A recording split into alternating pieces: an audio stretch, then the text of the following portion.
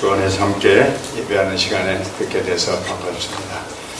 우리 목사님께서 지난번에 저를 만나서 이렇게 오늘 좀 특별한 자세한 설교를 좀 당부해 주셨는데, 그래서 오늘 열심히 준비를 해왔습니다만, 제가 오늘 설교하는 이 날이 좀 저한테 불리해요, 설교자에게. 왜냐면 오늘 새벽에 축구 시합이 있어가지고 그 다 잠을 안 자고 그걸 응원하고 이렇게 열심히 보다 오셨을 테니까 조금만 내가 여러분의 그 주의를 유지하지 못하고 다른 어렵고 복잡한 얘기를 하면 별로 제가 성공할 확률이 없는 조건입니다. 오늘 하여튼 그 다 이기는 걸 목표로 하는 세상이기 때문에 지면 싫어하죠. 그래서 오늘도 이기다가 지다가 이기다가 지다가 우리 20세 이 청소년 남자 축구 대표팀이 하여튼 천당과 지옥을 몇 번 오락가락 해가지고 마지막 그 페널티킥도 다 졌는데 그 세네갈 마지막 선수가 골대 위로 붕 차버리는 바람에 실수로 이겼어요. 그냥 애간장이 녹았어요. 왜냐하면 처음에 2명이 우리 선수가 다 실패했거든요. 페널티킥을. 축구 얘기를 하니까 잠을 안 주무셔. 눈이 또렷또렷 하신 것 같은데, 아무튼 우리 목사님 특별히 제가 참 마음으로 존경하고 하시는 사역과 또 이 건강한 교회를 세우기 위해서 노력해 오신 모든 일들에 대해서 이렇게 드름드름 또 이렇게 볼 때마다 정말 감사와 칭찬의 말씀을 드리지 않을 수가 없습니다. 또 여러분이 하시는 이 몽골 선교를 향한 나눔의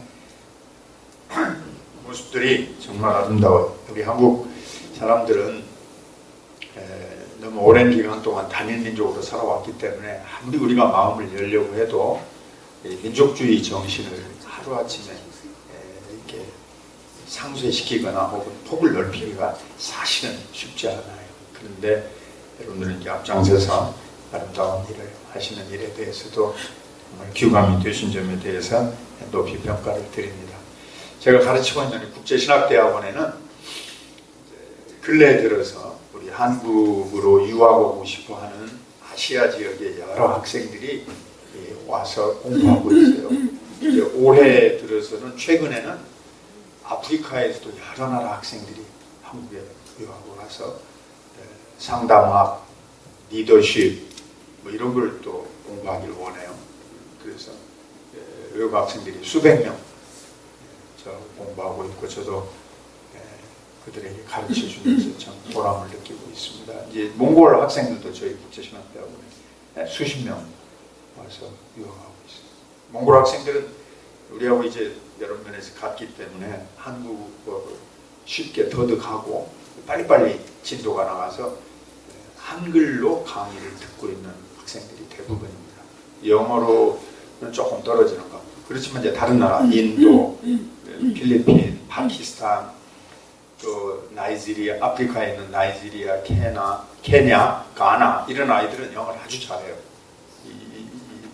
영국의 식민지를 오랫동안 받았기 때문에 그런 아이들에게는 제가 영어로 이렇게 강의하면서 학생들을 지도하고 있습니다.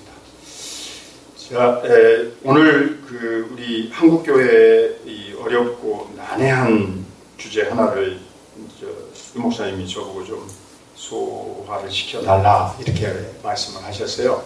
그게 바로 뭐냐면 전에 없이 널리 퍼지고 있는 신사도 은사운동입니다.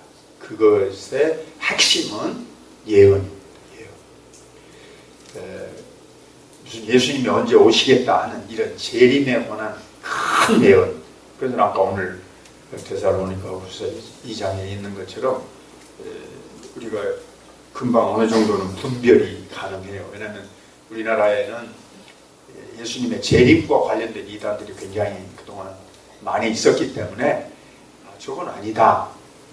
다미선교회 같은 이단들 금방 여러분이 이렇게 많이 거쳐간 이야기에 그 여진이 남아있기 때문에 재림 예수에 대한 이야기는 별로 믿지 않으실 거예요. 누가 또 재림 예수다. 그래도 여러분 따라가지 않으실 거고, 예수님이 언제 오실 거다. 그래도 따라가지 않을 거예요. 예수님의 재림에 대한 예언은 여러분이 안 따라가시는데, 그거보다는 이 낮은 단계의 예언이다 하는 것에는 분별력이 필요한데 대부분 속아는 거예요. 예언이라고 하는 것은 성경에 나와 있는 모든 그 개념을 압축해서 말하면 하나님이 사람에게 인간의 언어로 소통해서 알려주신 거예요. 이게 예언이에요. 근데 더 큰 범위는 계시입니다. 계시는 이제 예언은 사람의 말로 사람에게 알려주신 거예요. 사람을 통하여서. 근데 이 예언을 포함하는 더 큰 개념은 하나님이 자신을 우리에게 알려주신 거예요. 그건 뭐라고 설명을 하냐면 계시라 이렇게 말합니다. 근데 이 계시는 지금도 계속되고 있어요. 없다고 할 수 없어요. 신학자들이 성경에 나오는 가르침을 압축해서 두 가지로 요약을 했는데, 하나는 일반 계시, 또 다른 하나는 특별 계시. 하나님은 우리에게 그 계시를 지금도 베풀고 계셔요. 시편 여러 번, 시편 19편이나 시편 119편이나 말씀하시는 것처럼 일반적인 모든 사람들에게 주는 계시 뭐겠습니까? 그 시편에 나오는 걸 보면 자연 만물입니다. 자연 만물을 들여다보면 볼수록 신기하잖아요. 우리가 지금 달나라도 갔다 왔고 곧 있으면 화성도 갔다 올 거고, 크게는 우주에 대한 안목이 넓어졌죠. 그 자연을 이제 확장해서 사람들이 더 이해할 수 있게 됐잖아요. 그렇게 해서 우주적으로도 알지만 아주 미세하게 세밀하게 우리의 인간 신체에 대해서도 깊이 있는 과학적 성찰과 연구 업적이 쌓여가고 있어요. 물론 아직도 모르는 게 많죠. 그런데 하나님이 자기를 알만한 것을 온 우주에 펼치셨다.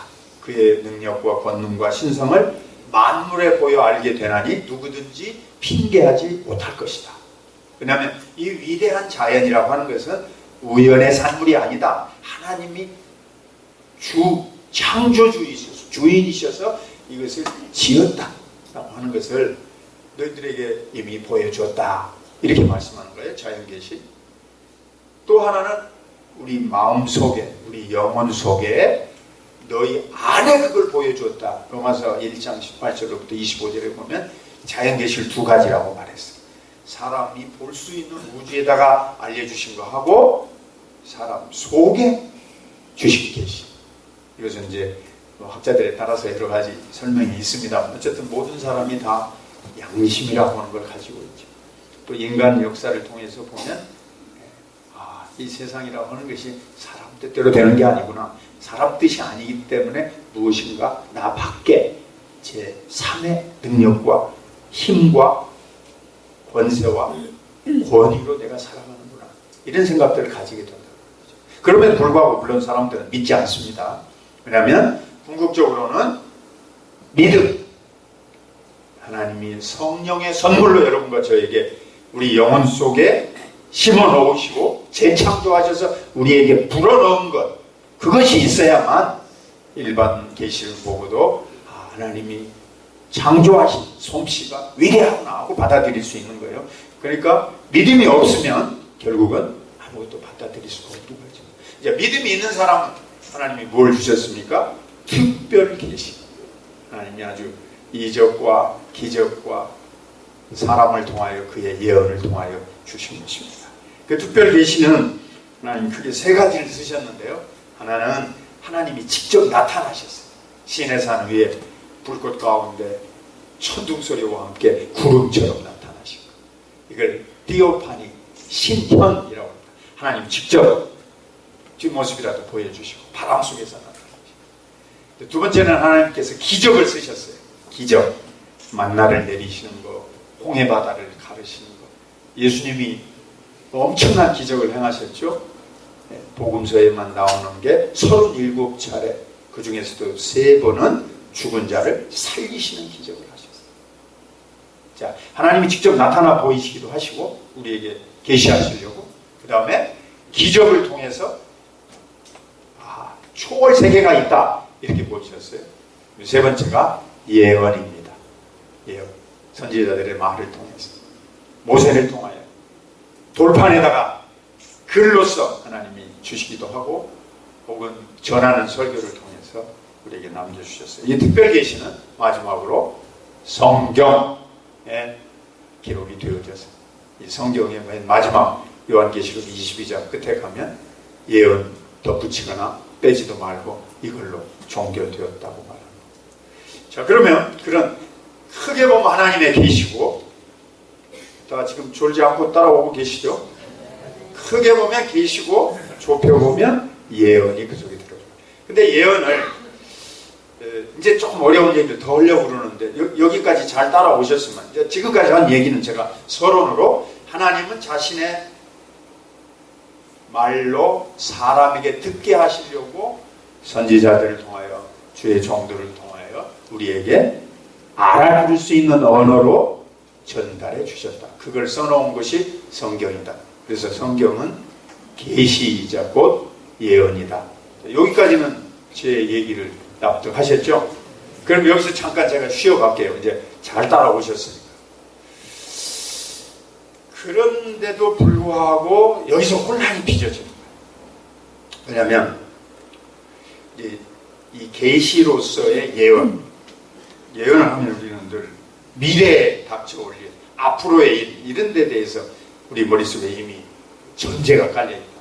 예언하면 앞으로 미래 일, 내가 모르는 장차 다음 세대의 일을 미리 말해주는 거, 이런 생각이 우리 머릿속에 있는데, 사실 그것만은 아니에요. 예언은 과거의 일을 정확하게 해석해서 과거의 이야기를 하시는 것도 예언에 다 들어가 있어요. 근데 우리는 머릿속에서 그냥 미래 얘기만 생각하는 거라고요. 예수님의 예언을 살펴보면 과거의 이야기를 전부 인용하셔서 재해석하시고 미래로 설명하셨어요. 그런데 지금 이제 문제가 되고 있는 이 지금 우리나라에 퍼지고 있는 이 잘못된 예언은 무엇 때문에 출발이 되었느냐, 그 얘기를 제가 잠깐 설명드리도록 하겠습니다. 종교개혁 이후에 16세기에 우리 소위 말하는 교회를 성경에 맞게 회복하려고 하는 운동이 지난 500년 동안 진행이 되어 왔어요. 그 500년 동안 진행이 되어 오던 중에 이 전체적인 인류文明은 엄청나게 발전이 되고, 학자들의 학문과 특히 우리가 늘 접하는 과학과 기술이 눈부시게 놀랍도록 갱신되고 새로워졌어요.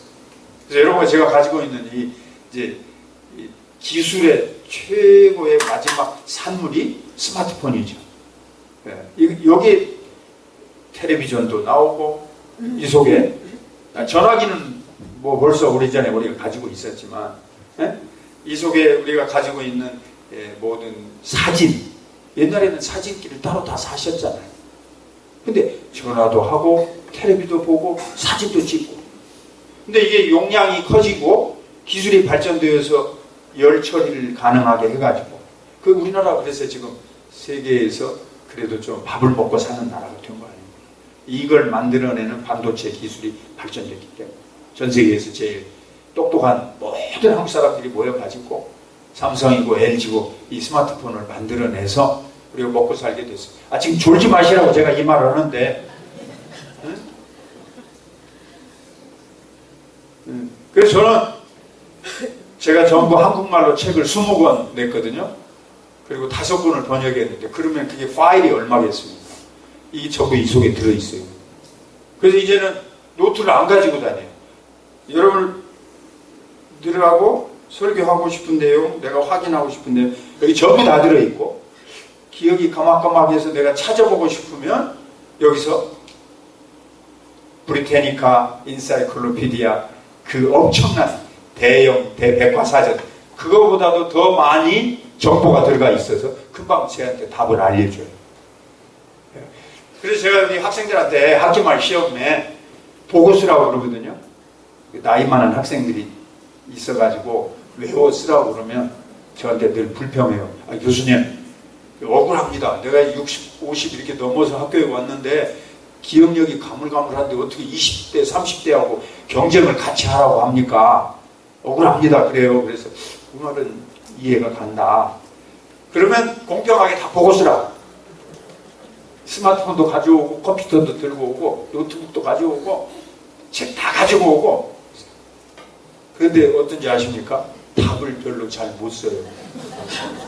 그리고 저한테 불평하는 왜요? 문제가 너무 어려워요. 그럼 내가 뻔히 나오는 거, 여기다 찍으면 나오는 거, 그걸 내가 뭐하러 문제로 내겠어요? 한번 이렇게 살짝 돌려야지, 생각해야지. 문제 해석하다가 1시간 다 갑니다. 요새는 이제 문제를 미리 알려주세요. 그게 뭐 시험에 문제를 미리 다 알려. 네? 어쨌든 그만큼 좋은 세상이 되었다 그 말씀이에요. 그런데 이렇게 좋은 문명의 이기를 가지고 살면서 여러분 제가 얼마나 골치 아픈 일이 많습니까? 이것 때문에 인생을 망친 사람이 수없이 많아. 뭐죠? 게임에 빠져 있다든지. 이걸로 또 뭐예요? 보이스피싱. 이게 기가 막히게 발전되니까 이걸 사용해가지고 여러분과 저를 속여 먹고 돈을 빼먹는 거예요. 이것 때문에. 좋지 않은 일들이 너무 많이 발생합니다. 네? 그리고 다 목이 이렇게 휘어졌어요. 이렇게. 한국 사람들. 지하철 타도 다 구부리고 앉아서 이걸 보고 있어요. 안 좋은 것도 많아요. 근데 우리는 착각하는 거예요. 좋은 것만 있는 것이냐. 예언에 관한 기독교적인 흐름이 나오게 된 배경도 이와 똑같습니다.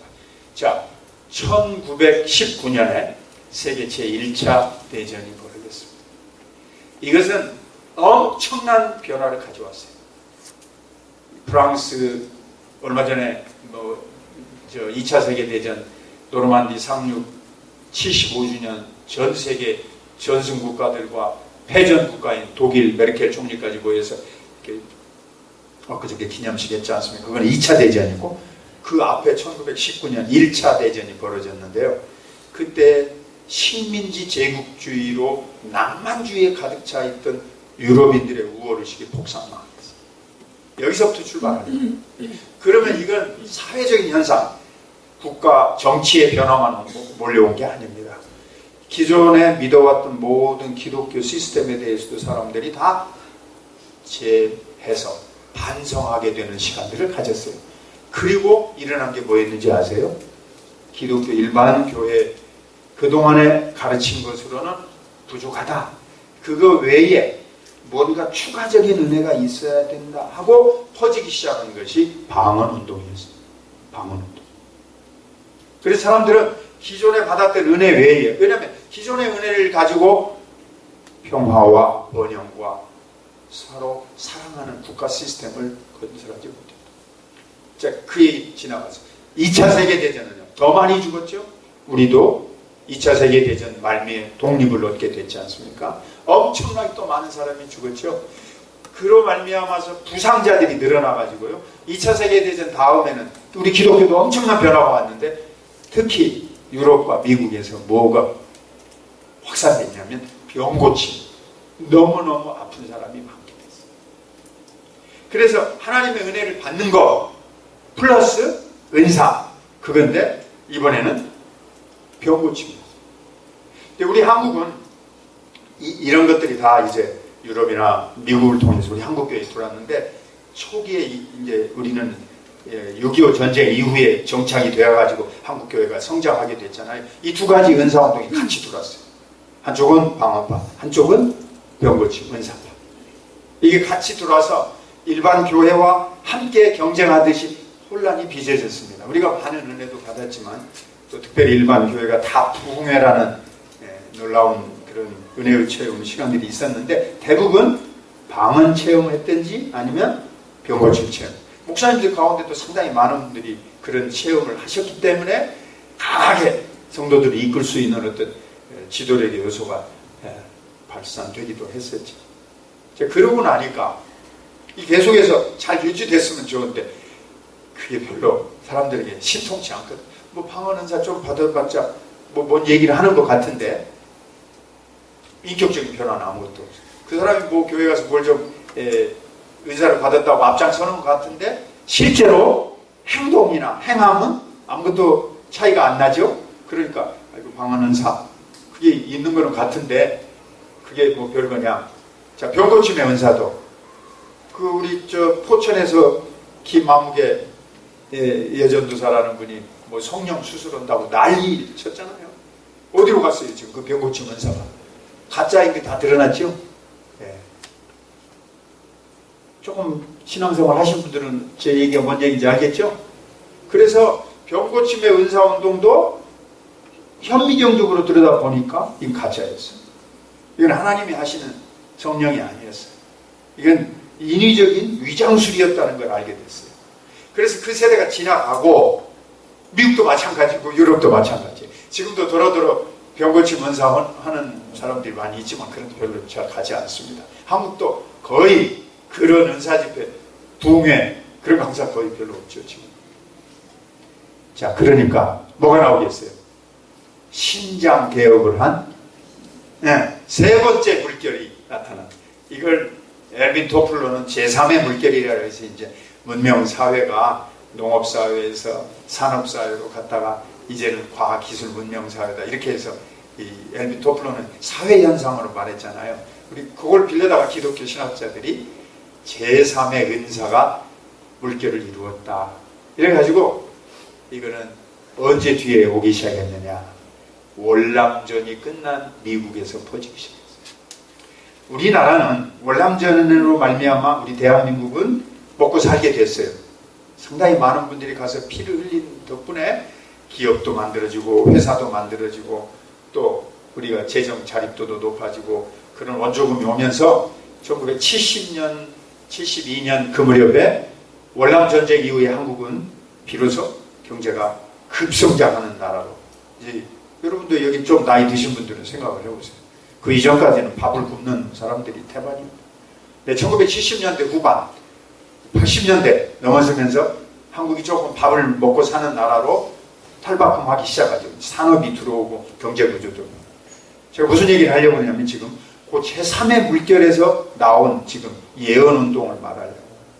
이 제3의 물결의 진원지가 됐던 곳이 미국의 로스앤젤레스. 이것은 월남전의 패망으로 말미암아 미국이 받은 충격 때문에 벌어진 운동. 미국은 마지막 월남에서 철수할 때 쫓기듯이 그냥 급작스럽게 전체가 손을 빼야 한다 이런 여론으로 들어왔잖아요. 그래서 월남전 반전 운동을 벌이던 운동이 미국에 많았어요. 그걸 히피, 이피 운동이에요. 그런 월남전의 마음에 상처받은 민족, 이것을 회복시키는 이런 기독교의 제3의 운동이 나왔다고 말해요. 그게 존 윈버라는 목사입니다. 이 사람이 포스퀘어 교단에서, 지금 제가 말씀드리는 건 하나도 내가 베낀 거 없고 내가 공부하고 연구한 거예요. 제가 책을 썼으니까 이해된 말로 여러분에게 설명드릴 수 있습니다. 왜냐하면 이 신사도 운동의 뿌리를 제가 캐보려고 하니까 아까 같은 연구가 필요했고, 이게 누구에게 왔냐면 다 선색이 있습니다.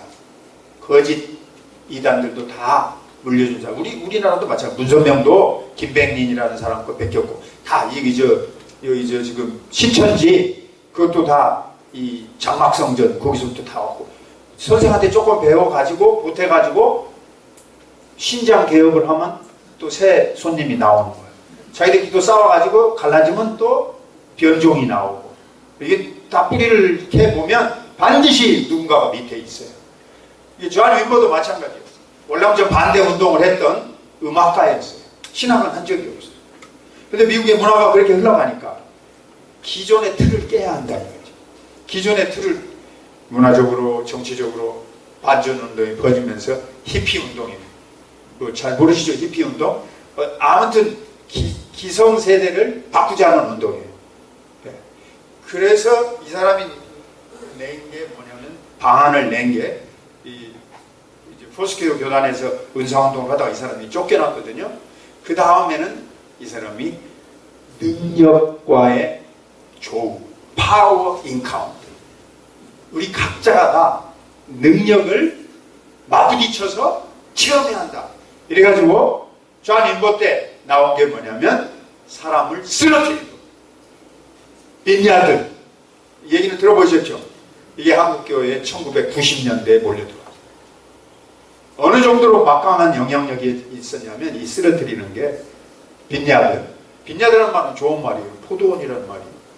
그렇지만 그 사람들에게 그 이름을 붙이게 된 거예요. 이 존 윈보와 그의 주변 사람들에게. 얼마나 영향력이 있었느냐. 저하고 같은 반, 이 한국 장로교회 참 정통신앙 물려받았다고 자부하는 우리 세대, 저 같은 반에서 공부했던 목사님 교회가 이 빈야드 운동을 받아들였어요. 우리 같은 클래스메이트. 왜냐하면 교회가 조금 더 그런 새로운 운동을 해야 된다. 그래서 이제 그 뿌리는 이제 사모님이죠.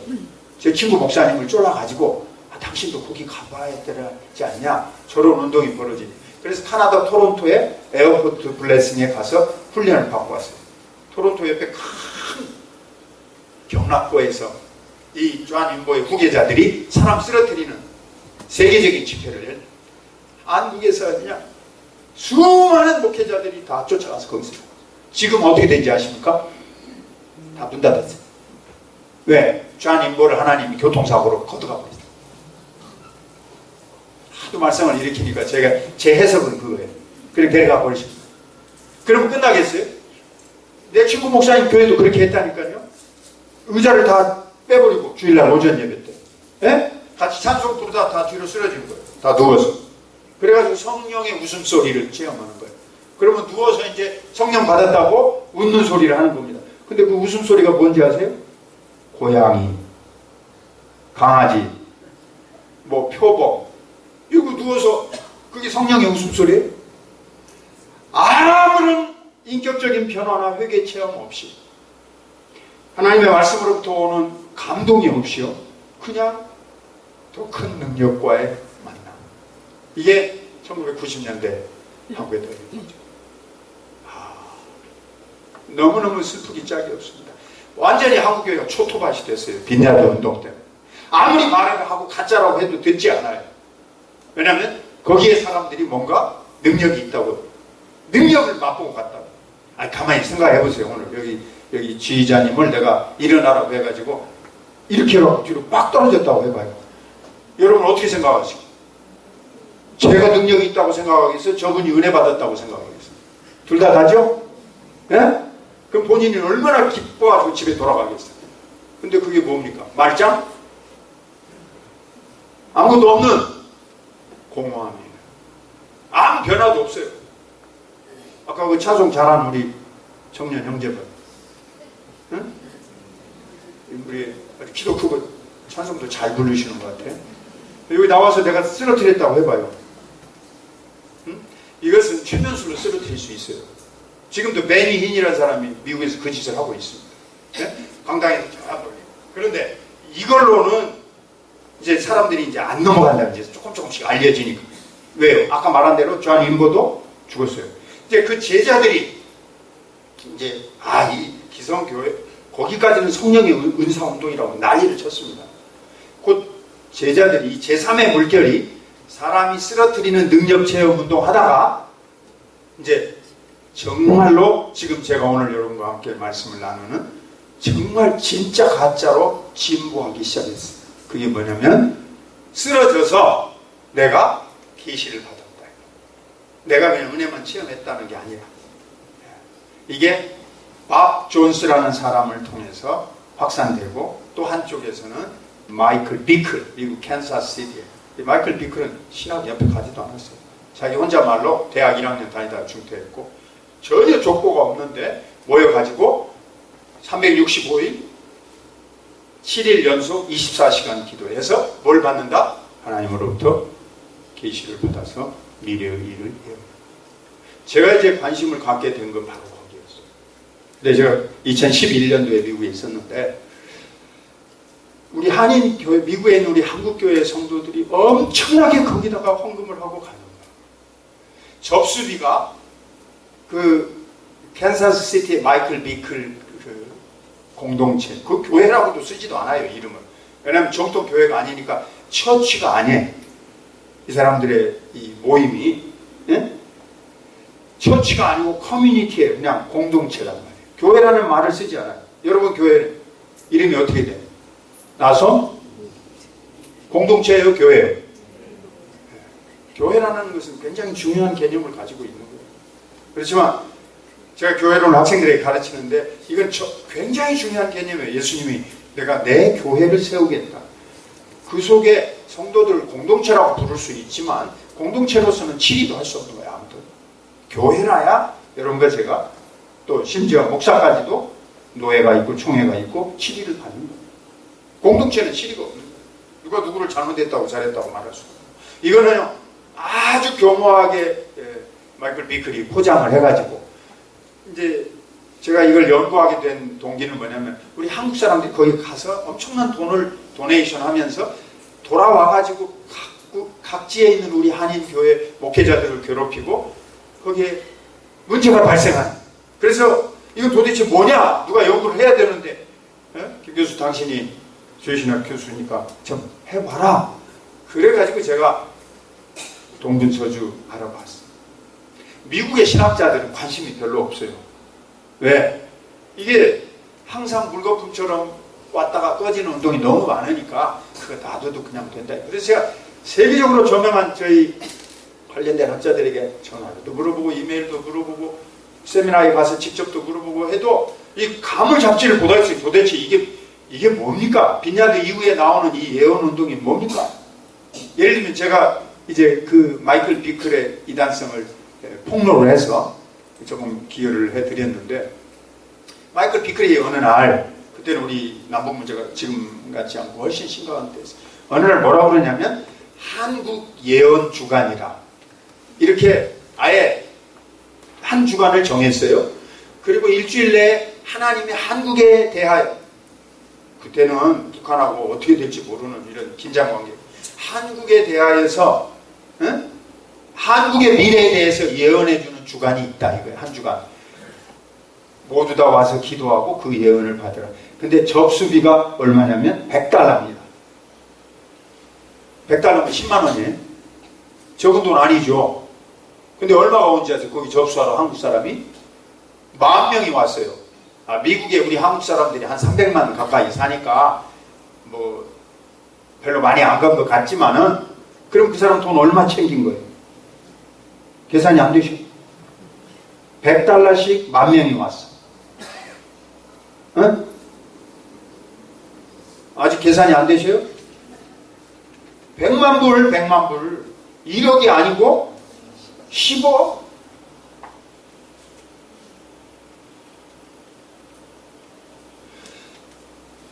여러분 한번 상식적으로 생각해 보세요.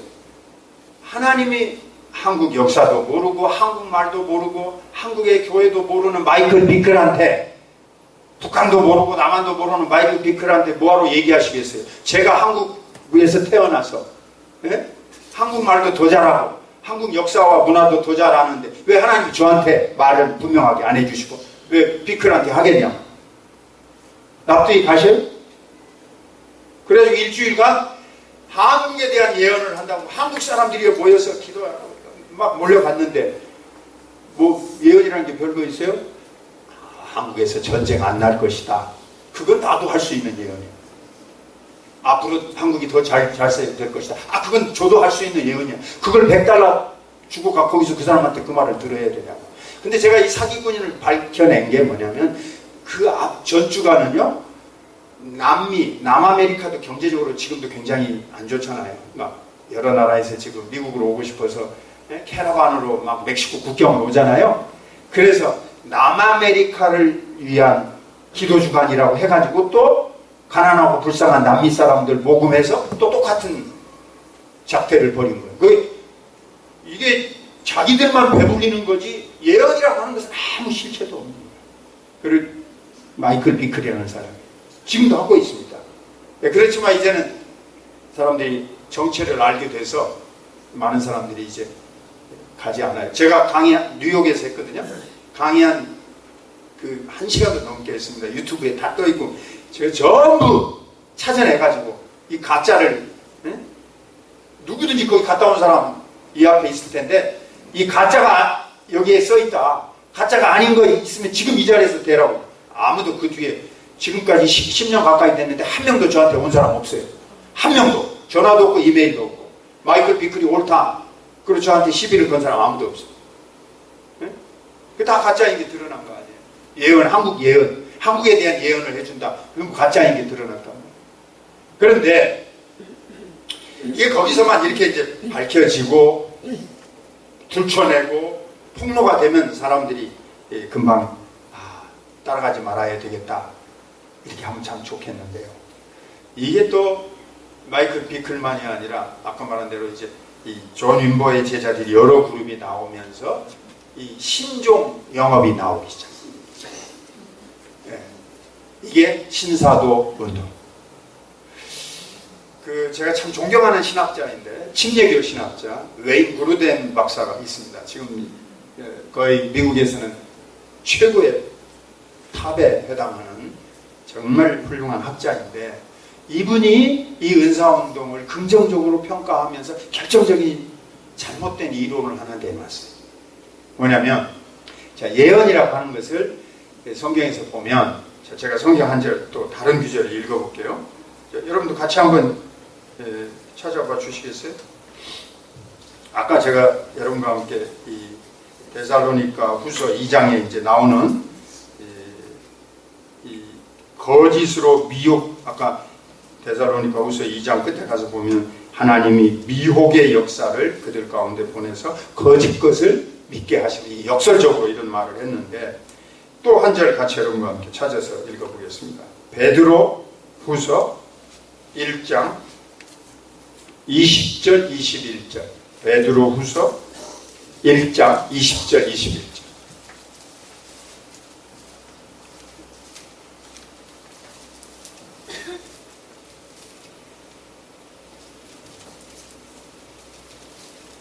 자, 우리 찾으셨으면 같이 한 목소리로 읽으시죠.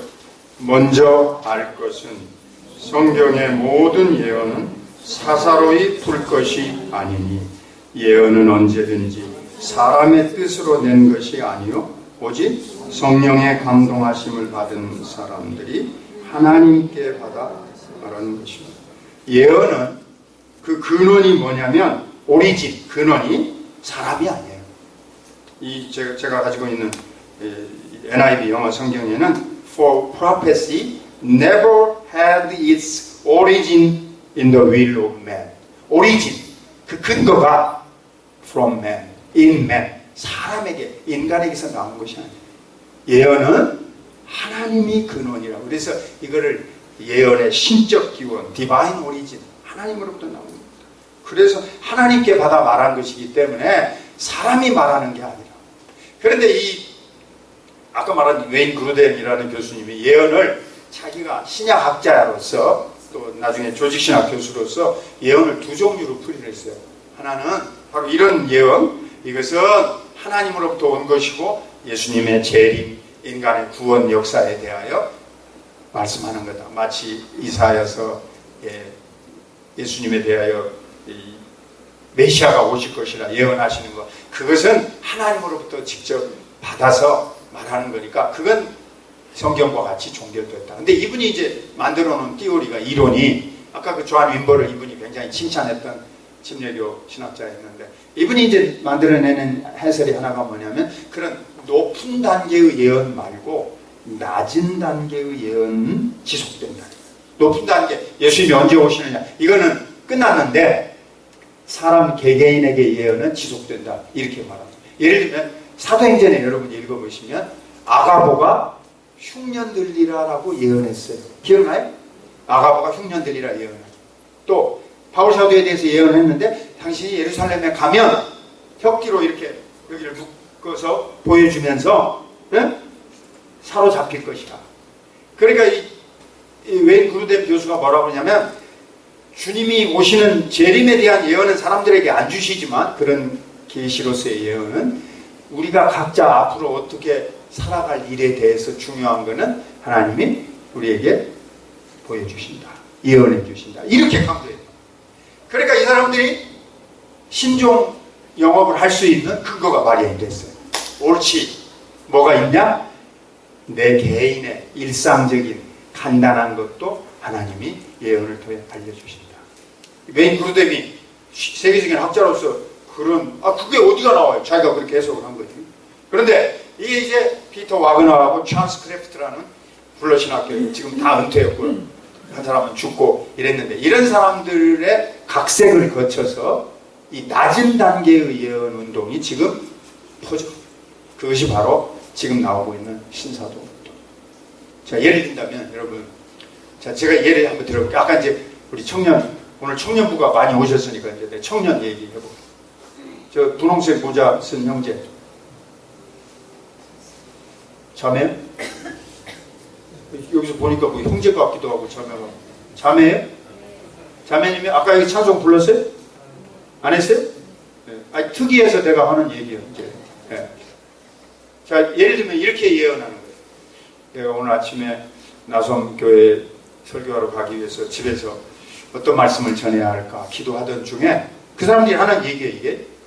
내 머릿속에, 내 마음속에 탁하니 한 사람이 딱 들어오는데 분홍색 모자를 쓰고 안경을 끼고 검정색 윗띠를 입은 사람이 나타났다 이거예요. 제 기도 가운데, 응?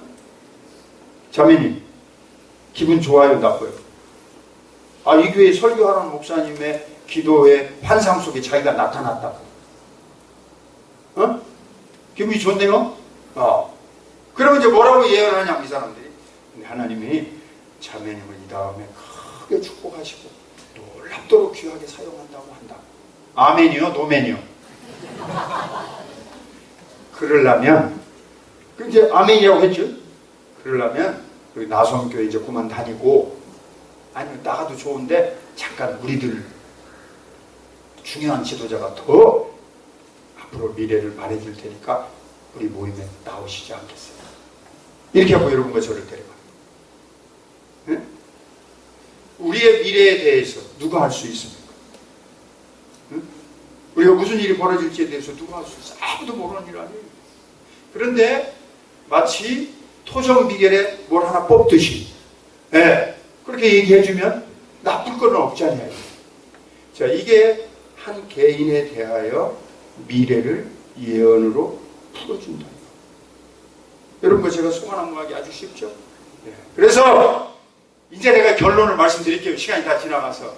수많은 우리 한국교회 성도님들이 이 기록된 예언의 말씀을 제껴놓고 지금 들리는 예언의 말씀을 쫓아간 거예요. 이거 제가 책에서 다 밝혔는데 그 근본을 이루고 있는 밥 존슨이라는 사람, 이 사람도 죽었어요. 엉망진창으로 살았습니다. 마약하고 이혼하고 타락하고 방탕하기 이럴 데 없는 인간이었는데 하여튼 그가 엄청나게 인기가 있을 때 밥 존스가 이제 이렇게 예언 활동을 한 거예요.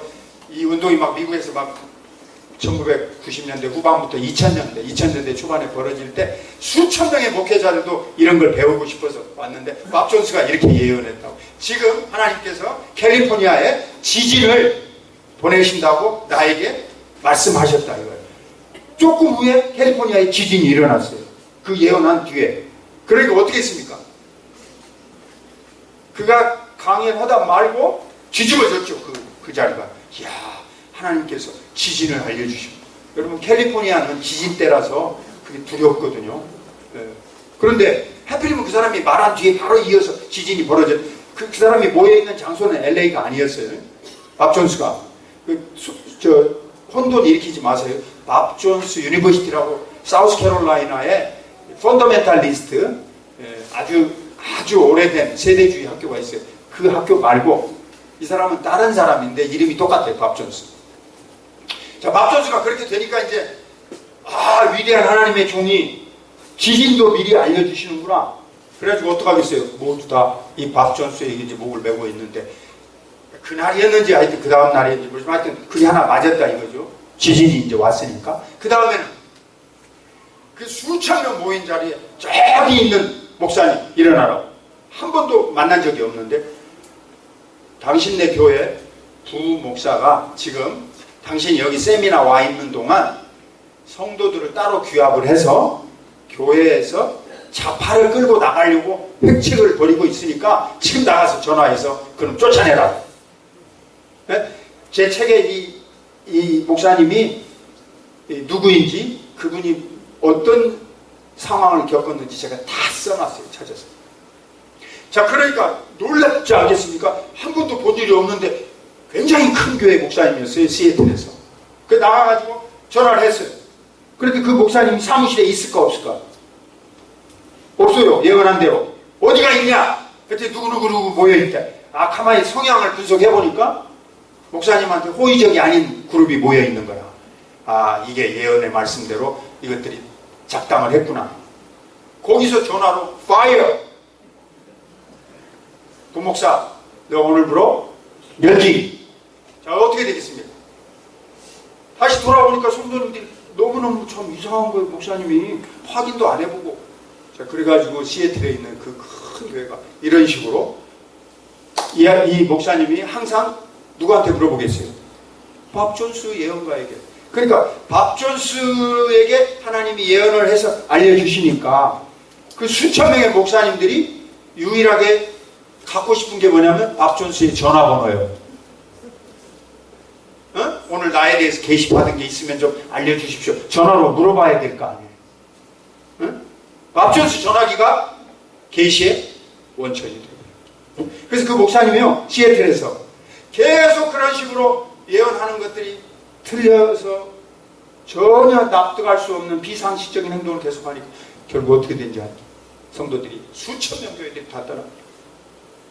그리고 목사님이 몇 년 뒤에 가서 제정신을 차린 거예요. 교회가 풍지박산이 납니다. 그래서 자기가 고백서를 썼습니다. 이 예언운동은 가짜인데 내가 나 스스로를 영웅화시키고 싶어서 제가 속아도 피눈물을 흘리며 회개하고 뒤죠. 나를 떠난 성도들에게 용서를 구하고 내가 미혹되어 있었던 것에 대해서 사죄한다. 교회를 허무는 두 대적이라는 제 책에 그 목사님이 고백한 내용을 제가 찾을 수 있었어요. 그래서 그 전문을, 영어로 써있는 전문을 한국말로 번역해서 제가 집어넣었어요. 여러분과 제가 이렇게 나 개인의 미래에 대해서 예언을 듣는다. 하나님의 직통, 음성을 누구로부터 받는다 하면 굉장히 잘못된 착각과 유혹에 빠져있다. 자, 근원은 어디서부터 왔습니까? 이 말 마칠게요. 하나님의 모든 예언은 하나님의 인격으로부터 나옵니다. 믿으십니까? 하나님은 의로우신 분이십니다. 아멘입니까? 하나님은 신실한 분입니다. 아멘 하십니까? 하나님은 거짓이 없습니다. 믿으십니까? 하나님은 사랑이십니다. 믿습니까? 하나님의 모든 예언에는 하나님의 인격, 인품으로부터 우리에게 오는 거예요. 지금 하고 있는 이 속임수를 쓰는 예언들은 그 하나님으로부터 오는 변함없는 진리가 아닙니다. 그것은 말쟁이들이 말로 간악하게 여러분과 저의 믿음을 호도시키고 있는 거예요. 그러니까 예언과 거짓 교훈을 분별하는 조심성이 없으면 우리가 빠져들어가게 되죠. 여러분요, 이 목사님이 아니어도 사람을 감동시키는 말쟁이들은 얼마나 많이 있습니다. 지금 텔레비전에 뭐 뜨고 있는 코미디언인지 개그맨인지 강연자인지 어떤 젊은 한 사람이 있잖아요. 감동시켜요, 사람들에게. 그 자리에 온 사람들 모두를 눈물을 쑥쑥 빼게 만들고, 그래서 힐링했다고 그래요. 네? 뭐 돈도 많이 받고 강사료도 젊은이들도 좋아하는 것 같아요. 그런데 그게 왜 내용이 없습니까? 그 자리에서 즉흥적인 감각의 만족으로 있다 끝납니다. 네? 또 불교에서 뭐 하버드 대학교 철학과 나와가지고 한국에 와가지고 스님 됐다는 어떤 유명한 사람이 있어. 그러니까 한국의 엄마들이 야, 저 스님 하버드 나왔다. 그러니까 이제 침을 줄줄 흘리고 이제 거기 좋아서 쫓아다녀요. 그 유명한 스님이라는 사람이 하는 얘기가 뭔지 아십니까? 여러분, 마음에 있는 것을 다 내놓으십시오. 그래야 여러분이 해결이 됩니다. 자, 여기에 오래 사신 어르신들, 마음에 있는 짐이 내려놓는다고 나갑니까? 비워져요? 빈 마음이? 비워지자마자 다른 제목이 딱 금방 찾아들어요. 한 고비를 넘고 나면 또 다른 게 인생의 짐으로 들어와요. 절대 인간의 마음은 비워질 수가 없어요. 그 아무개가 말하는 식의 힐링은 가짜입니다. 왜요? 저는 이렇게 답을 합니다. 예수 그리스도로 가득 채워질 때만 참된 평안이 있는 줄로 확신합니다. 예수님이 와서 꽉 채워야 바울사 같은 고백이 나오고, 내가 옥에 갇혀도 나는 견딜 수 있었고, 나는 아무 재산이 없어도 나는 항상 부자들 부러웠지 않았고, 내가 유명한 사람이 못 됐어도 나는 실패했다고 스스로 자폭하지 않는다. 나 된 것은 하나님의 은혜로 된 것이다. 아멘. 이것은 예수 그리스도를 보배로 가지고 있는 그릇이 남길 수 있는 신앙적인 고백이고 기쁨이고 승리의 선언이에요. 내가 이 땅에서 부자도 못됐고 높은 사람도 못됐고 유명인도 못됐고 뭐 성공하지 못했다. 그러면 우리가 실패한 인생이냐? 아니란 말이에요. 그런 걸 가지고 매달리던 인생이 틀렸다고 말하는 그 진단은 옳지만 그것을 다 고집멸도 벗어야만 해방이 올 수 있다고 말하는 결론, 제안은 틀렸어요. 인간은 그렇게 살 수가 없어요. 왜냐하면 여러분 제가 아담 후에로 이 땅에 와서 사는 날 동안 우리는 욕심과 질투심과 경쟁심에서 벗어날 길이 없어요. 우리가 일생 동안 벗어날 수 있는 다른 방법은 아무것도 없어요. 내가 가지고 있는 것, 지식, 내가 가지고 있는 경험, 내가 지난날에 했던 심지어 쓰라린 실패마저도 여러분과 제가 벗어날 길이 없어요. 우리는 그 길을 다시 반복합니다. 그러니까 이것에서부터 유일한 해결은요, 우리에게 없는 우리 주님, 하늘의 영광을 버리시고 이 땅에 오신 예수님을 우리 마음속에 품고 예수님을 감사하게 마음속에 받아들여서 내가 예수님을 닮는 그리스도인이 되어서 주님의 마음으로 우리가 가득 찰 때 우리에게 영원한 만족과 평화가 있을 줄로 확신합니다. 예언을 받으려고 쫓아다니지도 마시고 누가 여러분과 저에게 개인적인 사사로운 예언 해준다고 해도 따라하지 말고 그것에 헛되이 시간 낭비할 일이 결코 아닙니다. 아멘. 여러분과 저에게는 예수님으로 만족하게 이것을 기록해 주셨고 기록된 말씀으로 우리가 차지했어요. 여기서 진실한 하나님이 여러분과 저에게 알아야 될 모든 진리를 완벽하게 주셨어요. 이것도 주신 것도 다 모르면서 왜 한국 사람들은 성질이 급하니까 즉각적인 답변을 쫓아서 돌아다니냐 그 말. 제가 예언해 볼까요, 여러분? 이제 축구 이제 4강 됐잖아요. 그럼 뭐라고 예언할까? 그러니까 이기든지 지든지 둘 중에 하나 예언하겠죠? 이건 예언이 아니에요, 여러분. 이건 예측이지. 그렇죠? 미래에 대한 짐작에 불과한 거. 속아 넘어간다. 그것도 이미 4강에 올랐기 때문에 저는 아주 쉽게 예언 만들어낼 수 있어요. 그러지 하지 말라니까 제가 더군다나 하지 않겠습니다. 우리의 모든 일은 결과적으로는 하나님이 섭리하는 줄로 믿습니다. 마태복음 10장에 보면 머리카락 하나까지도 다 새 신발이에요. 또 참새 2마리가 하나 쌀윤에 팔리는 것도 하나님이 허락하지 않으시면 땅에 떨어지지 않습니다. 하나님은 창조하셨고 창조물을 향하여 기적을 베푸시고 그 가운데 합력하여 선을 이루도록 섭리하시고 그리고 여러분과 저를 그 가운데서 죄악 가운데서 구원하시고 그리고 우리를 붙잡은 그의 작정은 변하지 않을 줄로 믿습니다. 견고하고 흔들리지 말고 제가 나섬교회에 속해서 목사님에게 인격적인 감동을 받고 또 성도들과 함께 교제하면서 믿는 이 신앙의 도리가 참되구나. 내가 여기다가 무슨 특별 메뉴를 더 보태가지고 남달리 무엇을 더 얻어야만 내가 성공하는 것이 아니구나. 이미 나에게는 주 예수 그리스도와 그가 보낸 성령을 통하여 내가 갈 하늘나라를 밝히 내 마음에 새겨놓았구나. 하나님 내게 주신 은혜가 만족하고 감사합니다. 하나님 내게 주신 은혜로 저는 충분하고 기뻐합니다. 아멘. 우리에게 하나님께서 이런 귀한 응답을 주셨으므로 주의 사랑 가운데서 승리하며 전진하는 우리 나섬 공동체 나섬교회가 되시기를 주님의 이름으로 축원합니다. 하나님 아버지 감사합니다. 귀한 믿음을 성령의 선물로 주셔서 저희들이 여기까지 걸어오게 하신 것 감사합니다. 너무나 많은 미혹과 간교한 술책들이 믿는 자들을 쓰러뜨리려고 하는 사탄의 도구로 성행하는 말씀을 오늘도 저희들이 경계하기를 소원합니다.